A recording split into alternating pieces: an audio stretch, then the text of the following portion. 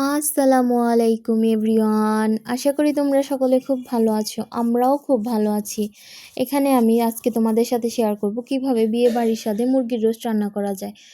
তো চলো দেখি আমি কিভাবে মুরগির রোস্ট রান্না করি। প্রথমেই আমি মুরগিগুলোকে ভালো করে ভেজে নিয়েছি, আর মুরগিটা ভালো করে ভাজতে হবে। রোস্টের মুরগি যত ভালো করে ভাজা হয়, রোস্টটা খেতে তত মজা লাগে।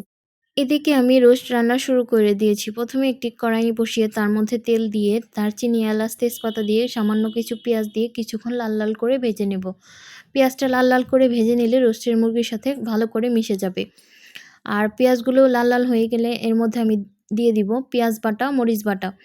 পেঁয়াজ আর মরিচ বাটা দিয়ে ভালো করে প্রথমে কষিয়ে নেব, যাতে পেঁয়াজের কাঁচা গন্ধটা না আসে। আমার ভিডিওটি যদি তোমাদের ভালো লেগে থাকে অবশ্যই সাবস্ক্রাইব করে পাশে থাকবে, আর একটি লাইক দিতে ভুলবে না। আর এখানে আমি দিয়ে দিচ্ছি বাদাম বাটা। এখানে আমি অ্যাড করেছি 3 পদের বাদাম বাটা। তোমরা চাইলে 1 পদের বাদামও দিতে পারো। এদিকে বাদাম দিয়ে কষানো হয়ে গেলে এখানে আমি এখন দিব আদা, রসুন, জিরা বাটা। আদা, রসুন, জিরা দিয়ে কিছুক্ষণ ভালো করে কষে নেব, যাতে মশলার কাঁচা গন্ধটা না আসে।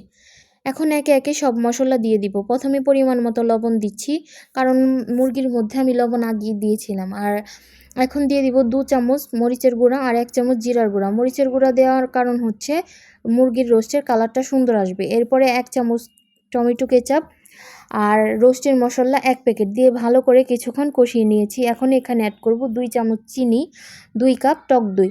আর টক দই দেওয়ার কারণে এখানে আমি চিনি অ্যাড করছি। আর কিছুক্ষণ কষানো হয়ে গেলে এর মধ্যে এখন আমরা ভাজা মুরগি দিয়ে ভালো করে নেড়ে চেড়ে দিব। ঢাকনা দিয়ে ঢেকে কিছুক্ষণ কষানোর পরে এখানে আমরা দিয়ে দিব 1 গ্লাস দুধ, আর দিয়ে দিব কাঁচামরিচ। আপনারা চাইলে লিকুইড দুধের বদলে পাউডার দুধও ব্যবহার করতে পারেন। আমরা এখানে লিকুইড দুধ ব্যবহার করেছিলাম। আর কিছুক্ষণ ঢেকে রান্না করে নিব। আর এই যে দেখুন আমাদের রোস্টের ফাইনাল রূপ। আর রোস্টটা খেতে মাশাল্লাহ খুবই মজা হয়েছিল। দেখতে যেমন সুন্দর হয়েছে, খেতেও মাশাল্লাহ খুবই সুন্দর। ধন্যবাদ সবাইকে আমাদের ভিডিওটি এতক্ষণ দেখার জন্য। আর যদি আমাদের ভিডিওটি ভালো লেগে থাকে অবশ্যই আমাদের পাশে থাকবেন। অবশ্যই একটি সাবস্ক্রাইব করবেন।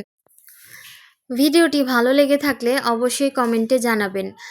আর রোস্ট রান্না কেমন হয়েছে তাও বলে যাবেন। ভালো লাগলে অবশ্যই আমার পাশে থাকবেন।